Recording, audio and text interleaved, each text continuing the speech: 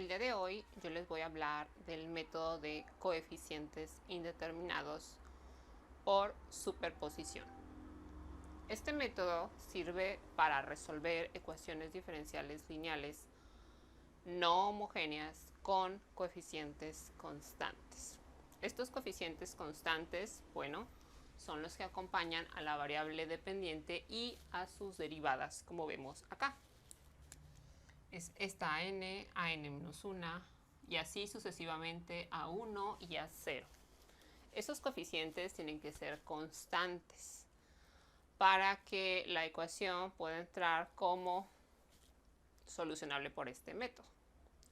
Entonces, una vez que nuestra ecuación diferencial cumple con las características de ser lineal, de tener coeficientes constantes, de ser no homogénea, de ser de orden superior, nosotros podemos aplicar este método cómodamente.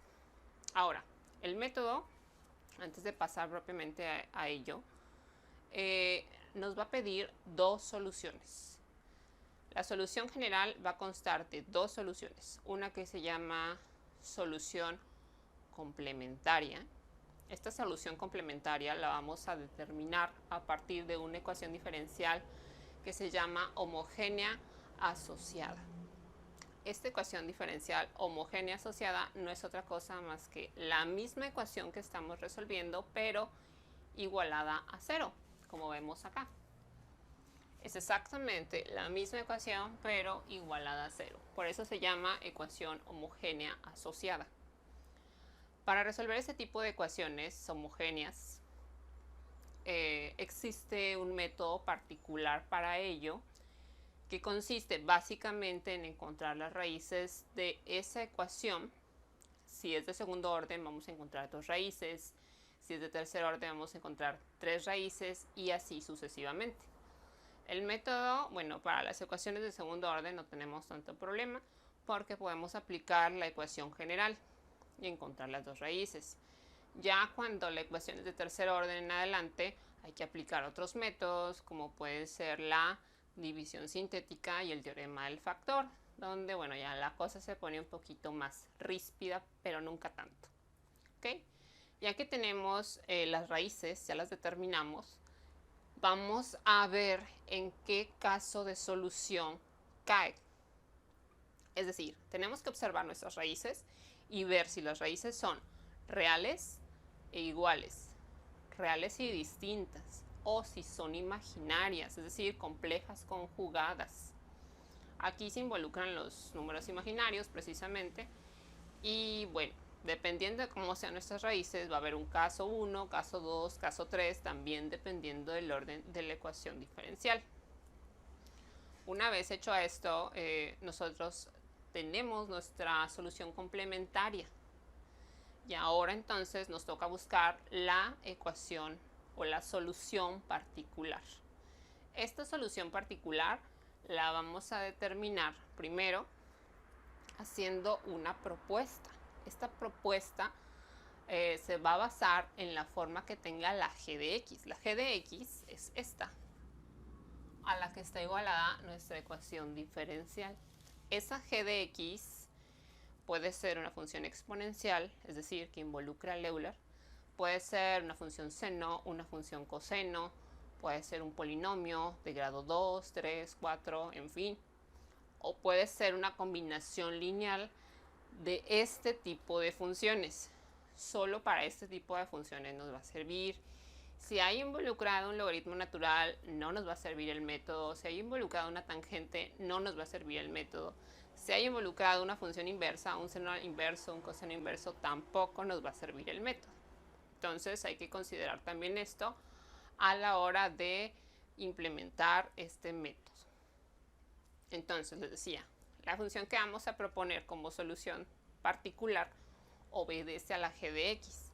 Existe una tabla con los casos que nosotros podemos encontrar de estas funciones, si se están multiplicando, si se están sumando, depende de cómo estén estas funciones, para hacer la propuesta de la solución particular. Luego de la solución particular viene el método propiamente, que a grosso modo consiste en sustituir la propuesta que tenemos de solución en la ecuación diferencial, llegar a la igualdad y determinar unos coeficientes. Por eso se llama coeficientes indeterminados, porque con base en ciertas ecuaciones nosotros vamos a determinar esos coeficientes y bueno, finalmente vamos a lograr la solución particular y la vamos a sumar con la solución complementaria, obteniendo de esta manera la solución general de este tipo de ecuaciones. Aquí cabe hacer un par de aclaraciones. Es bueno y es sano primero hacer o determinar la solución complementaria. ¿Por qué? Porque si en la solución particular nosotros proponemos términos que se están repitiendo o que ya están en la solución complementaria, entonces esto nos va a llevar a error, a incongruencias matemáticas a la hora de querer resolverla. Entonces no se pueden repetir términos de una solución con otra, de la complementaria con la particular. Y bueno, esto sería grosso modo el método. Vamos a ver ejemplos y vamos a ver en qué consiste encontrar una solución complementaria, que es un método en sí por sí solo. Y bueno, vamos allá. Muy bien. En esta ocasión yo les voy a hablar de la solución complementaria. Dijimos que para resolver ecuaciones diferenciales que sean de orden superior, que sean lineales, que tengan coeficientes constantes y que sean no homogéneas, existe un método que se llama método de coeficientes indeterminados por el método de superposición. Y este método, la solución general, incluye dos soluciones: solución complementaria y solución particular. La solución complementaria se obtiene de la ecuación diferencial homogénea asociada, que no es otra cosa más que la misma ecuación diferencial que queremos resolver, pero igualada a cero. Entonces la igualamos a cero, es lo primero que tenemos que hacer. Después tenemos que plantear la ecuación auxiliar. Es el paso 1, plantear la ecuación auxiliar. Por ejemplo, si nosotros tenemos esta ecuación diferencial, 2y' menos 5y' menos 3y igual a 0 porque es homogénea, y queremos plantear la ecuación auxiliar, lo único que tenemos que hacer es el orden, ahora va a ser el grado. Si es de segundo orden, aquí va a ser de segundo grado. Primer orden, grado 1. Aquí es simplemente la variable dependiente y entonces ahí ya no existe la m, ¿sí? Entonces, segundo orden, segundo grado, primer orden, primer grado. Y ahí vamos a plantear nuestra ecuación auxiliar, así de fácil. Esto se puede hacer para ecuaciones, bueno, de segundo orden, tercer orden, cuarto orden, el orden que sea. Una vez planteada la ecuación auxiliar, nosotros tenemos que encontrar las raíces de esta ecuación. Si es de segundo orden, vamos a encontrar dos raíces. Si es de tercer orden, 3 raíces. Si es de cuarto orden, 4 raíces, y así sucesivamente. Y ahora, ¿cómo encontramos estas raíces? Eso, bueno, hay métodos específicos que nosotros debimos de haber estudiado anteriormente en nuestras materias de matemáticas. Uno de ellos, por ejemplo, para las de segundo orden, es usar la fórmula general. La fórmula general nos sirve precisamente para encontrar raíces de una ecuación de segundo grado, de grado 2 o cuadráticas. ¿Okay? Si ya es de tercer grado nuestra ecuación auxiliar, entonces tendremos que emplear otros métodos para encontrar esas raíces. Puede ser la división sintética usando el método del factor.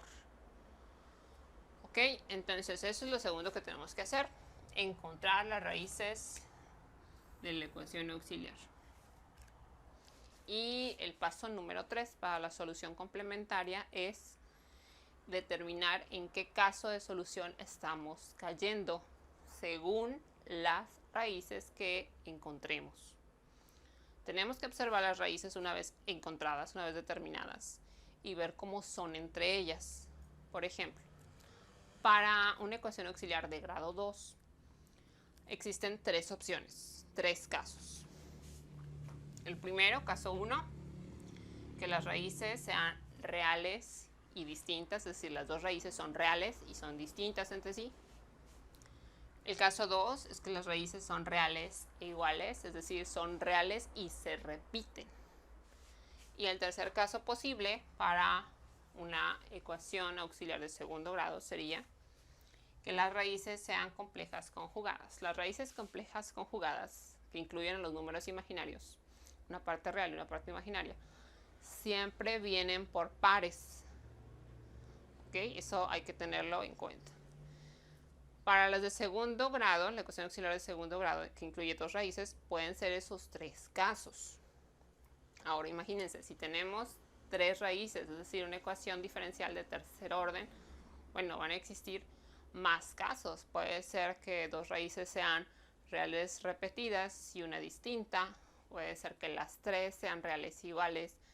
Pueden ser que dos de ellas sean complejas conjugadas y una sea real. Existen otros casos de solución. Y ahora, según cada caso, vamos a plantear un tipo de solución. Por ejemplo, para las de segundo orden, que incluye una ecuación auxiliar de segundo grado, sería caso 1, raíces reales y distintas. La solución se plantearía como y va a ser igual a C1 por Euler a la M1 de X más C2 por Euler a la M2 por X. M1 y M2 representan la raíz 1 y la raíz 2. ¿Ok? Aquí, bueno, C1 una constante y otra constante de integración que indica que son distintas. Ese sería en el caso de tener raíces reales y distintas. Y ahora, si tenemos raíces reales e iguales, es decir, se repiten, la solución sería y es igual a C1 por Euler a la M1 de X más C2 por X, ojo aquí, se le agrega una X, por Euler a la M1 por X. ¿Ok? Aquí nada más manejan una sola raíz, bueno, porque M1 y M2 son iguales, es indistinto si pones M1 o M2, finalmente cuentas son iguales, ¿ok? Y el caso 3 posible para las de segundo orden, que involucra una ecuación auxiliar de segundo grado, es que las raíces sean complejas conjugadas. Les digo, las complejas conjugadas siempre vienen por pares. Entonces, en ese caso plantearíamos y es igual a Euler a la alfa por X, y todo eso multiplicado por C1 por coseno de beta por X, ese es el argumento del coseno, más C2 por el seno de beta X. Beta X es el argumento del seno también. Aquí ya se involucran dos cosas, alfa y beta. Alfa correspondería a la parte real de la solución de la raíz y beta correspondería al coeficiente que acompaña a la parte imaginaria. ¿Ok? Entonces todo eso lo vamos a ver en un ejemplo para que quede un poco más asentado. Y bueno, estos serían los casos de solución para las ecuaciones exclusivamente de segundo orden que involucran tener una ecuación auxiliar de segundo grado. ¿Ok? Bueno, muy bien. En esta ocasión les voy a hablar acerca de la solución particular. Dijimos que este tipo de ecuaciones diferenciales lineales con coeficientes constantes y que son no homogéneas y de orden superior van a tener una solución general compuesta por una solución complementaria y una solución particular. Aquí está, solución particular. Esa solución particular se propone con base en la g de x, en la función a la que está igualada mi ecuación diferencial. Por ejemplo, si mi g de x es igual a 2x al cuadrado menos 3x más 6, en este caso es un polinomio de grado 2, entonces la solución particular que yo tengo que proponer sería ax al cuadrado más bx más c, con estos coeficientes que no conozco, a, b y c. Independientemente de si el polinomio está completo o no, es decir, tiene todos los términos, el cuadrático, el lineal y el constante, yo tengo que proponer los tres, aunque falten términos, ¿sí? Aquí el que no puede faltar, pues obviamente es el de mayor grado. Pero si falta el lineal o si falta el constante, yo tengo que proponer en la solución los tres. El cuadrático, el lineal y el constante. ¿Ok? Entonces, otro tipo de funciones a las que puede estar igualada mi solución, mi ecuación diferencial, sería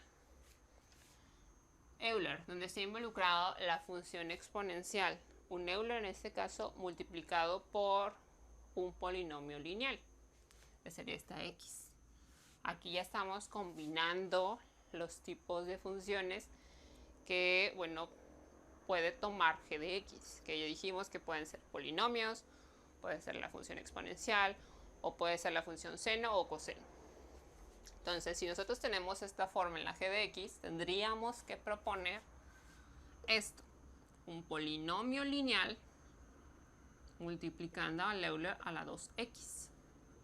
Si se fijan, el polinomio lineal aquí no está completo, aquí me falta la constante. Sin embargo, yo al momento de proponer la solución particular, tengo que proponer el polinomio completo, es decir, el término lineal y el constante.